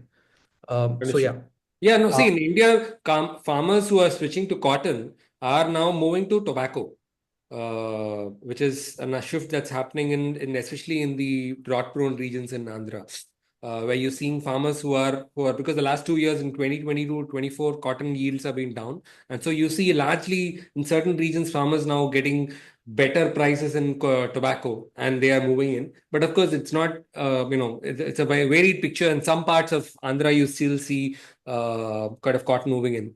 So we are almost at the last 40 minutes. I want to open up the floor here.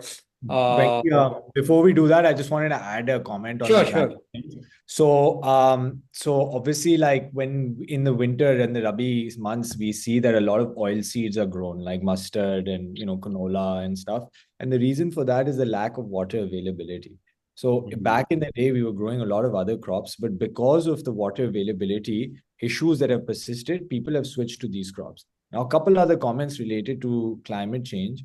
Pakistan has a storage capacity, a backup storage capacity of 25 days. Okay. The minimum set by global standards is you need to have 90 days of water storage capacity.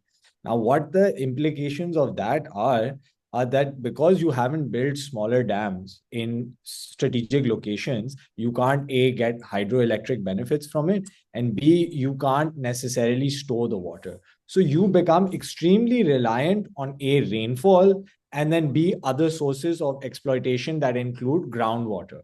So I think this is a concern that is related to the entire agriculture sphere. And the last comment I'll make on climate change is that I'm very glad you did this session, Venki, because this could be the start of something very positive, right? Like the Punjab government recently said that we should have an overture to India, to the Indian Punjab government and the Indian federal government to have smog diplomacy, right? They're always blaming each other कि जी आपकी वजह से हुआ and they're like नहीं आपकी वजह से हुआ, but actually दोनों की वजह से हुआ and geography की वजह से हुआ. Price क्या होते हुआ? Geography की वजह से, because you have the Himalayan, the Hindu Kush, and the Karakoram sitting on top of Pakistan, where all our glaciers are, right, and parts of India as well. Now the air or the like all the stuff that gets collected, it can't move up the mountains. It gets stuck over there. So it just sort of it gets just stuck in that whole Punjab and northern India region. Now, what's exacerbating it? A, population. B, lack of public transport. Your chingchis, your motorbikes, the old cars that we are using, they are the biggest drivers of actually air pollution. Agriculture is not. Okay, I agree that rice burning in Punjab, when you grow basmati, they burn the stubble and they don't have the machines to actually pull it out. That is a small contributor. Yes, agreed. But the way we humans live in South Asia is the main driver. And if we do not have a consensus on this, cross border, अमन की like वो जो एक train चलती थी जैसे पाकिस्तान और India के बीच में, जब तक वो अमन की आशा इस तरह नहीं होगी ना, ये सोल्यूशन सॉल्व नहीं हो सकता. क्योंकि आज मुझे याद है अभी 2 हफ्ते की पहले की बात, या दिवाली जब हुआ था उसके फौरन बाद Lahore and Multan are recording AQIs of 1800, 1900, 2000. Obviously, in Diwali, you have a lot of firecrackers and all that kind of stuff. So the levels are bound to be higher. But you can't blame one or the other. These events are going to happen. Humans are going to live. So you have to create systems whereby all of this can go on and we can still live and we can still breathe, and 7 to 10 years of our lives are not being taken away. The thing to really take back from this is the divide and rule that the British continued still exists, right? We're still hating on each other and we're saying, okay, the white man looks different from us, but we two brown people are also different and we will differentiate based on language and religion and this and that. But that's what he wants you to do. The idea is that until we don't start addressing these issues ourselves, no one is coming to save us. No, see, Having a beyond complex, just India and Pakistan, actually, the way I look at it is right now, hey, we'll have to be, the other person who's missing in this table is China, right? When Galvan Dam is being constructed and China-Pakistan economic corridor is being constructed, it's almost becoming a very interesting play of, like, when the Galvan incursions happened in from China, there were a lot of effects that has happened because of the way China has invested in Pakistan through the One Belt, One Road corridor. So we are in a certain sense, climate change is going to force us to do this, what he said is smog diplomacy. And yeah, it's a fair point. We have to do a lot of effort. I see one question also coming from Asadullah in terms of shift towards regenerative, right? I was looking at the data. Pakistan's organic matter is about 0.3, right? And that's the average numbers I saw from the drawdown farms data. So we definitely have to also improve our soil and make it better. So there's a lot of ways for collaborating. And honestly, I manage a community of 250 plus agripreneurs in India. And in that group, I was asking these people, what are the business possibilities when agripreneurs in India collaborate with Pakistan? And there were so many ideas that were kind of emerging in, because there's so much of collaboration possibilities that emerge. The moment you see that, for instance, Pakistan is still importing a lot of scrap machinery from the data I saw in terms of the machinery for the harvester solutions there. In India, we have so many people are building up a machinery which are adapted for smallholder. And so that Actually, you know what? could be On that exported. note, Venki, I do want to point out Sobi Engineers in Pakistan right now is a company that is manufacturing locally and it's for local solutions, but it's Super. We almost need not local at a and we definitely, but No, not at no, a I'm very not big saying scale only it though. has to But be export. Definitely, we need local as well. So I'll open up the floor. We've talked for long. Anybody wants to, any folks from India, from Pakistan? I know folks from various parts of the world have joined in.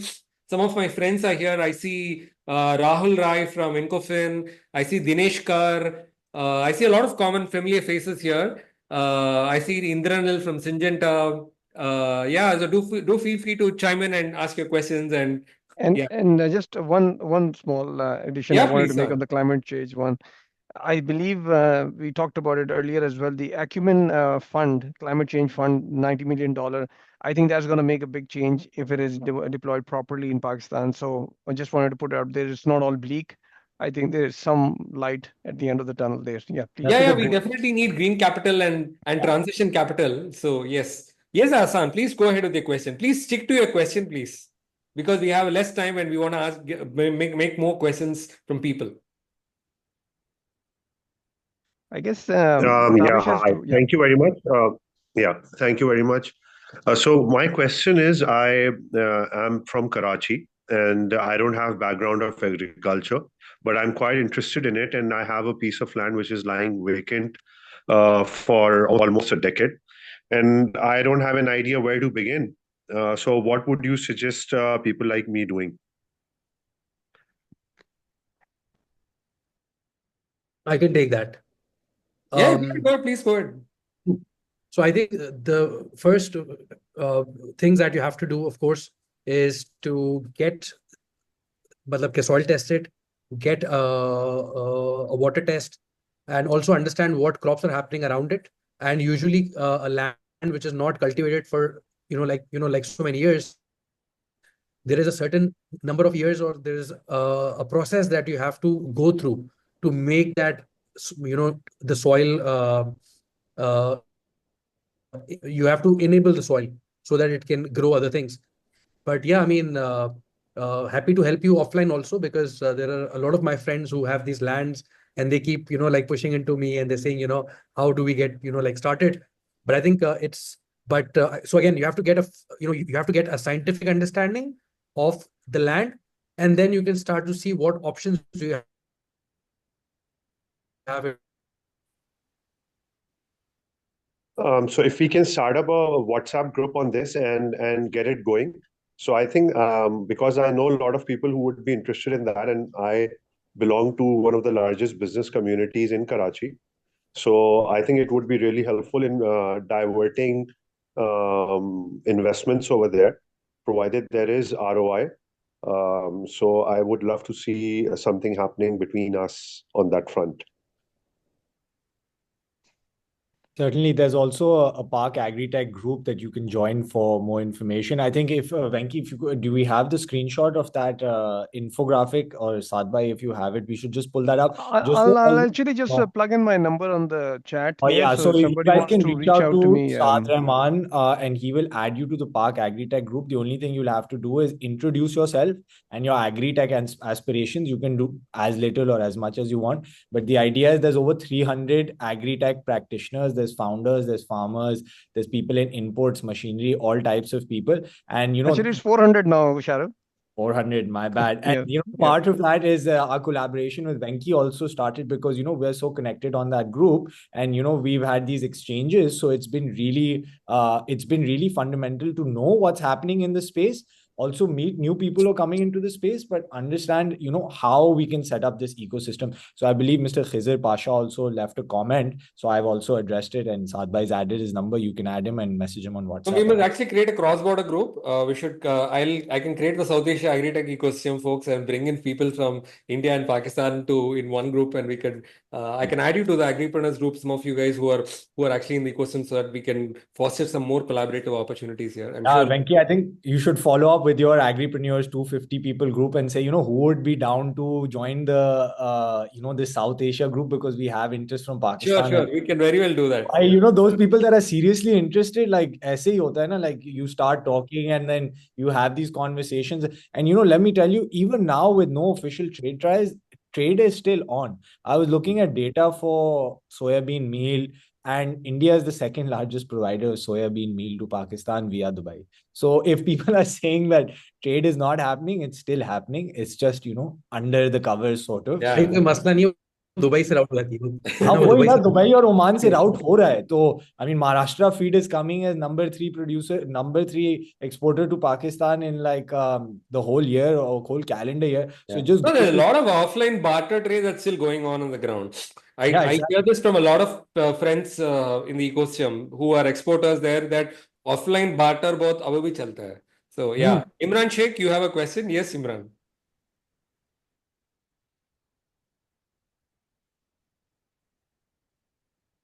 Ji Am I Imran, audible? just I think he's unmute logged yourself. out of. Yes, you're audible, please. जी, सबसे पहले तो वेंकी, मैं आपको बहुत मुबारकबाद देता हूँ कि आपने जियो के बाद, अमन की आशा के बाद, आपने एग्रीकल्चर की आशा जो है ना वो फैलाई है। तो ये आपका बहुत बड़ा एक इनिशिएटिव है और मैं आपको हार्टिएस्ट इसकी कांग्रेचुलेशन देता हूँ। 2-3 चीजें हैं, मेरी सबमिशंस हैं वो एज एन एग्रोनॉमिस्ट, मुझे कोई 23 साल हो गए हैं। मैं यहाँ के सबसे बड़े बैंक HBL में भी रहा और एग्रोकेमिकल्स में भी रहा। अभी मैं एग्रीकल्चर के एक वेंचर में हूँ जहाँ पे हम लोग जो एक्सपोर्ट्स के ओरिएंटेड बात करें। मेरी 2-3 चीजें हैं जो मैंने एज ए एग्टेक आपसे पूछना है कि मैंने जब राइकल्ट से लेता हूँ एग्रीकल्चर को, जिसने ये स्टार्ट किया, फिर उसको मैं एंड करता हूँ फार्मदार के पास। मुझे वेंकी भाई ये लगता है कि एग टेक में ना टेक तो है लेकिन एग नहीं है। मतलब मुझे लगता है कि बाखबर किसान आए आज तक अपना रेवेन्यू मॉडल नहीं बना सके। मतलब मुझे लगता है कि जो छोटा फार्मर है वो आज भी उतरी है। अच्छा, VC के पैसों से काम नहीं हुआ तो कॉर्पोरेट आ गए। कॉर्पोरेट ने भी इसको अपना पुल के लिए इस्तेमाल किया। मतलब जो कोई अगर चिलीज पे काम कर रहा है तो उसने इसको ब्राउनी पॉइंट्स और उसको उठाने के लिए किया कि we are working with the small farmers. और जब मैं उन फार्मर्स के पास गया तो वो वैसे ही कर रहे थे। तो it is all about dramatize. Don't take me too much नहीं नहीं नहीं स्केप्टिक, नहीं, मैं बिल्कुल, हम अगर आपसे ये ज्यादा नहीं होगा, क्रिटिसिज्म करते हैं। जी जी, अगर ये भी ना होता तो बदकिस्मती होती। मतलब ये भी हो रहा है, एटलीस्ट तो रियलाइज तो हो रहा है ना कि ये भी करना है। लेकिन क्या हम इसको थोड़ा सा और अच्छे तरीके से कर सकते हैं? एंड बिलीव मी, मेरा उधर एलटी फूड्स के साथ भी रहा, ये सारी चीजें, तो हमारे क्योंकि सरदार भी आते हैं करतारपुर से, तो मुझे यूं लगता है कि ये एक साइलोज में चीजें चलती हैं। और ये एगटेक्स का अपना ये, मतलब मैं इंक्यूबेशन सेंटर और बाकी चीजों को भी देखता हूँ कि मतलब मुझे एक पुअर फार्मर आज भी उधर ही लगता है। लेकिन जब मैं इंडोर देखता हूं तो मैं कहता हूँ वी आर टेकिंग ऑफ। तो एक तो मुझे ये है कि क्या ये पॉसिबल है कि हम सही वाला भी कर लें, या इसके ऊपर अभी बहुत सारा टाइम लगेगा? क्योंकि छोटा फार्मर तो आज भी बिजली के बिल और इन चीजों में उलझा हुआ है। और एग्टेक आप राइकर ने यहाँ से सीधे अपना वाइंड अप कर दिया बिजनेस, तो वो समझ रहे हैं कि हम थाईलैंड से बेहतर ऑपरेट कर सकते हैं। मुझे पता है कि फार्मदार ने जिन शुगर मिल्स के लिए डेटा किया, उनकी जो 77-400 शुगर की प्रीमियम वैरायटी थी, एग्रानोमी और उनके डेटा के साथ, इवन उनकी फील्ड टीम और फार्मदार और जो एग्रानोमी टीम थी, इनके आपस में क्लैश हुए ग्राउंड ट्रूथिंग पे कि जी आपने, ओनर ने कह दिया इतनी है, तो हमने कह दिया सिमिलर। मैं ये चीजें आपसे करना चाह रहा हूँ कि एज ए एग्रानोमिस्ट, या मुझे शायद टैग का नहीं पता कि टैग कैसे ही होती है। मतलब केमिकल्स वाले देखें तो वो पहले उनके डीलर्स करते थे जिस ऐप पे, उस ऐप को उन्होंने कह दिया कि जी अब इस ऐप के जरिए इतना कुछ हो रहा है। तो मुझे ये समझना है कि शायद मेरा वो लेवल नहीं है, कि मुझे लग रहा है कि शायद बहुत टाइम चाहिए। अभी सना खवान ने कहा ना कि 20,000 लोग चला रहे थे तो उन्होंने डेटा नहीं दिया वीट का। उससे पहले प्राइम मिनिस्टर को उन्होंने कहा सर बहुत पड़ी है, एक्सपोर्ट कर दें। जब उसने एक्सपोर्ट कर दी तो वो फंस गया, क्योंकि बहुत नहीं पड़ी थी, कुछ भी नहीं पड़ी थी, तो एक्सपोर्ट कर दी। तो they are cartels of our government. तो ये एक पॉलिटिकल इकोनॉमी है, ये बिल्कुल चीजें प्लान है। तो वो जो डेटा लेने वाले हैं वो बेचारों को अगर आप हाल देख लें तो वो तो मतलब उनका जो आज भी 1940 का वो चल रहा है सिस्टम। तो मैं ये समझना चाह रहा हूँ कि ये डेटा शेटा और जिस तरह आप लोगों ने ये अमल ने डेयरी ने किया, तो आप हमें कुछ इस तरह का भी सजेस्ट करें कि there is any ray of hope at the end of the tunnel. So my apologies, मेरा थोड़ा सा लंबा हो गया क्वेश्चन। नहीं नहीं, थैंक यू कोई वेरी नहीं मच। सर। नहीं, आपकी पॉइंट बिल्कुल सही है। ये देखिए, टेक्नोलॉजी की लाइफ बहुत अभी तक छोटा है, और एग्री इतने सदियों से चल रही, सिविलाइजेशन से चल रही। तो टेक्नोलॉजी को भी थोड़ा मेच्योर होके उसको उसकी प्रॉब्लम सॉल्व करने में थोड़ा टाइम तो लगेगा। तो हमारा अभी ये है कि इंडिविजुअल केसेस छोड़िए, इंडिविजुअल केस में क्या है, जो ओवरऑल टेक्नोलॉजी को किस प्रकार इम्पैक्ट के लाने के लिए कुछ कुछ चीजें करना भी जरूरी है। मार्केट्स पहले बिल्ड करना बहुत जरूरी है। मैंने अगर यू माइट आपको देखना, आप एक आर्टिकल मैंने लिखा था कि टेक्नोलॉजी से पहले इंपॉर्टेंट है मार्केट बनाना। अभी क्या होता है कि हमारे देश में मार्केट बनाने से पहले हम टेक्नोलॉजी अंदर आ जा रहे हैं। जब तक इट्स लाइक बच्चा अभी तक उसको उसको अभी अब बच्चे की तरह, मेरे पास आई हैव 6 year old, मेरे हिंदी उतना अच्छा नहीं है, मैं थोड़ा बहुत इंग्लिश में स्विच कर लूंगा। I have 6 year old now. Before he becomes to learns to write, he needs to first learn to speak. Only then he can learn to write. But हमें टेक्नोलॉजी इतना जल्दी में आखिरी में लेके आ जाते हैं। It's like a child who just learning to speak, तुरंत उसको लिखने के लिए बोल दो, वो नहीं होता है। तो फंडामेंटल से जाना पड़ता है, पहले मार्केट बनाना पड़ता है। मार्केट बनाएंगे तो उसके उसके बाद देन उसके बाद डेटा की बात आती है। बट हम लोग मार्केट बनाने से पहले टेक्नोलॉजी की बात आ जाते हैं, तो it becomes a conflict, and that's where there, but it will take happen. जो अभी मेहनत डाल रहे हैं, जो अभी उसके लिए बेसिक्स पे फोकस कर रहे हैं, 20-25 साल बाद इन सब प्रॉब्लम्स एड्रेस होने की चांसेस है, पॉसिबिलिटीज है। That's how I see it. जी बहुत शुक्रिया जी, थैंक यू जी। I think there was a comment from Ibrahim, and I believe he represents one of the companies that was raised. So I think it's Okay, yeah, Ibrahim, you want to go ahead? Please go only ahead. fair to give him the stage to answer the question. Please, If please, Ibrahim, go ahead. Can you guys hear me? Yeah. Firstly, thank you. It's very lovely to see everyone here and, speaking about agri-tech and agriculture as well. I'm an agriculturist as background. अभी जो भाई साहब ने बात की है, जो HPL के मैनेजर हैं, some of the points are very valid. We are a startup. It's been 3 years. We are breaking in technology. We do crop classification on large scale around Pakistan. We are providing, data to Corteva, Bayer, and also to Centrigo. So, the accuracies of the expectations are too high, right? We give sugarcane data to sugar mills, and they want 100% accuracies. So even internationally, the models don't predict crop classification more than 95%. Secondly, बात ये भी है कि what data किस type का खरीद रहे हैं हमारे से, right? What value, if they're taking data from low res imagery, right, the accuracy will be compromised. Secondly, it's something new. It's changing their thinking. It's even also changing the way they make decisions in the businesses. So वो एक adaptation time period लगता है. So there's always this old school and new thought coming in.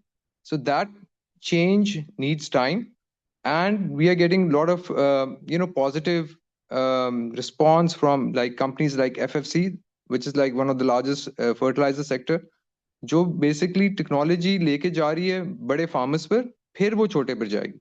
So technology को समझना, उसको we can only provide insights and data. At the end, the farmers have to apply it, right? And वो application का एक upward जो large scale grower है, जो पढ़ा लिखा grower है, वो पहले adopt करता है, because जो छोटा farmer है उसके बहुत और मसले हैं पाकिस्तान में. उसको interest rate का मसला है, उसको inputs का मसला है, high prices हैं. So उसकी problem अभी ये नहीं है कि हम उसको बताएं कि इधर precision agriculture करें जी, इधर ज्यादा खाद डालें, इधर कम डालें, ठीक है? और उसको वो चीज समझाना भी, for a startup, it's a very expensive job. Like we can't digitalize all these small farmers and give their field specific analytics. These big companies, which are already established enough, big fertilizer companies, they are reaching us out, we are reaching them out, and the B2B model is moving along in Pakistan. I do feel these are proven technologies. हम भी अपने models को, we have collected so much data, and हम भी वो results दे रहे हैं. Banks के ऊपर आए जी, agri financing में भी बहुत role है. Right now, the State Bank has announced कि you guys can do खसरा गदावी. There's a lot of manual documentation जिसको आप satellite based कर सकते हो. So that will eventually help small farmers get loans very quicker, right? So इस तरह की चीजें हो रही हैं पाकिस्तान में. एक पॉजिटिव माइंड होना चाहिए, स्पेस देनी चाहिए, and things will move forward. And Pakistan के एग्रीकल्चर में बहुत पोटेंशियल है अभी भी. हम लोग लाइक अपनी पोटेंशियल जो यील्ड्स हैं वो भी अचीव नहीं कर रहे, and the technology has a role to play. Obviously hybrid seeds have a role to play, good inputs, good pesticide has a role to play to increase yields. So when people think that this company has come and it's all one company is going to fix everything, that's impossible. We are just part of an ecosystem trying to make our effort. Great. Thanks, Ibrahim, for clarifying that. I think we all acknowledge that building a startup in this ecosystem is a very, very heartful, very hard, thankless, painful job. We all been going through this journey. I've been part of this journey since 2016, and now I have learned to look at this thing that we have to think in decades, and for us to really imagine the future. By the way, Venki, I just wanted to add regarding, I don't know if you know the full depth of Farmdar, but they have actually raised some very good amount of VC funding as well. They have expanded operations into Brazil, and they're doing some, there's other expansions also happening. So one of the poster boys of Pakistan Agritech. So just Wonderful. wanted to, yeah. Wonderful. Great to see that here that we definitely Thank you. need, like what you were earlier, I think what Sana Khan was pointing out, right? I think we will slowly see downstream residual money that is being driven by these trends, right? Like today, when I look at some of the players in the Latin American markets, right? They are looking at India, Pakistan, all of these ecosystems as a starting point for the ecosystem that they're building in there. Or you take the case of Africa. In Zambia and other markets, what we are building is sort of paving the pathway for the way the markets are going to happen in those regions. Right? Today, a lot of Indian agritech companies are now building offices in Pakistan, in Africa, which is a further testament to it. Yeah, Tabish, please go ahead. जी इमरान भाई, quick comment I think just wanted to mention, आपने कहा egg take में egg नहीं है। वेंकी भाई का एक बड़ा मज़ेदार सा राइटअप है, when agri tech met agriculture, और वो एक पुरानी मूवी है दीवार, इंडियन मूवी, उसकी एक बड़ी मज़ेदार सी उन्होंने एग्जांपल दी है। तो ज़रूर पढ़िएगा। आई थिंक एग्री को टेक के साथ काम करने की ज़रूरत है, टेक को एग्री के साथ, और सबका रोल है जिस तरह इब्राहिम ने कहा। तो शायद एग वाले अब समझना शुरू हो गए हैं कि टेक को कैसे यूज़ करना है। और एग में आप देखेंगे रिटेलर्स हैं, फार्म फील्ड फोर्स है, बहुत सारे लोग हैं, सबको समझ आना शुरू हो गया कि करना क्या है। थोड़ा सा है कि टाइम लगेगा कमर्शियल यूज़ केसेस बनने में, डेटा की सेंस बनने में, बट इवेंचुअली आ जाएगा। बट वो ज़रूर पढ़िएगा दीवार वाली story, it's quite interesting. Thank you. Thank you. I'm glad आपको याद है, because it actually became a part of my TED talk also, where I spoke about the how the ecosystem he built in. Yeah. Yes, Shariq का सवाल है yes, Sharif, please.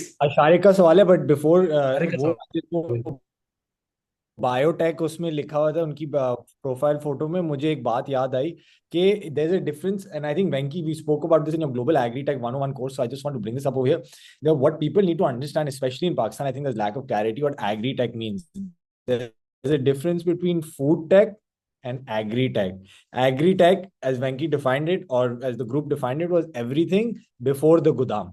And food tech was everything after the Godam, once the produce enters the Godam. And we see food tech में consumer बहुत ज्यादा वो है, he is very conscious कि जी scan हो रहे हैं क्यूआर कोड पे, लोग चेक कर रहे हैं कि भाई ये प्रोड्यूस कहाँ से आ रही है, हम टिप दे दें फार्मर को, all these different type things. But agritech जो है अभी भी थोड़ा सा पीछे है। So I just wanted to add that one point that I नहीं, great. Yeah, it's a very big complex ecosystem, और ecosystem बढ़ते भी जा रहा है। अभी जो भी बायो में जो भी डाल रहे हैं, बायो मटेरियल डाल रहे हैं, आप बता रहे थे ना, बनाना से फाइबर ला रहे हैं, तो वो भी एग्रीटेक बन रहा है। तो एग्री का डेफिनेशन बढ़ाते जा रहे हैं। तो होपफुली हम नहीं, उसमें जस्ट टू क्लैरिफाई, उसमें मेरे जहाँ पे असेसमेंट है ना, उसमें एक टेक्नोलॉजी का कंपोनेंट जिसमें कि मोबाइल ऐप्स हैं या डिवाइसेस हैं, आईओटी डिवाइसेस हैं, वो सारा एक टेक है। लेकिन उसमें जो दूसरी बात है ना वेंकी, जो आप बात कर रहे हैं, जैसे कि ग्रोइंग टेक्निक्स हैं, या all of that also is kind of also coming into the tech space. Yeah. No, it's fundamentally is a shift that will inevitably happen. How well we are able to adapt the change and bring it is where the real question is. So yes. Yes, Sharik Hassan, please. Hello, my name is Sharik Hassan. I am the co-founder of Plant Life Biotech. It's a agrobiotech company. Basically, we are a plant tissue culture lab based in Karachi. So my question is directed to Sana Khan, since he's working on banana specifically.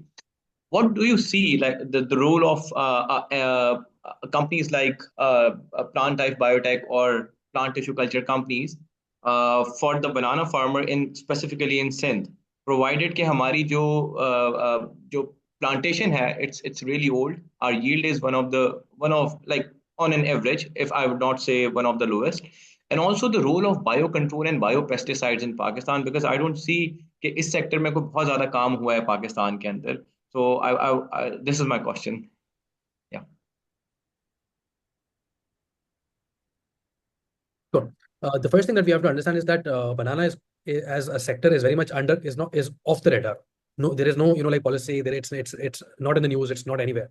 So everything that will happen in the sector, at least for the foreseeable future, has to be driven by the market forces. And you are aware of the fact that the tissue culture plants are at least 3 times more expensive than the local option.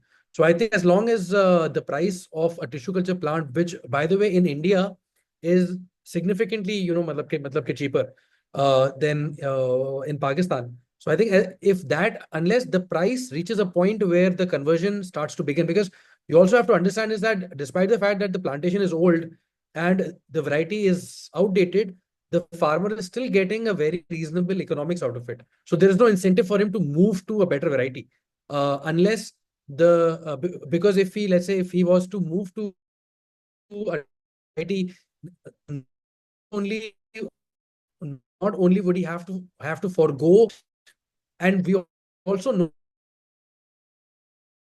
the fact that the new varieties have slightly less tolerance for heat waves. So I think it's going to be an uphill task. And hopefully companies like ours, for example, we understand the economics of starting with a good variety. So I think the best really, so either the price of the plant goes down, or you unlock a new area with thousands of acres, and a corporate entity comes into play, and they basically buy all of your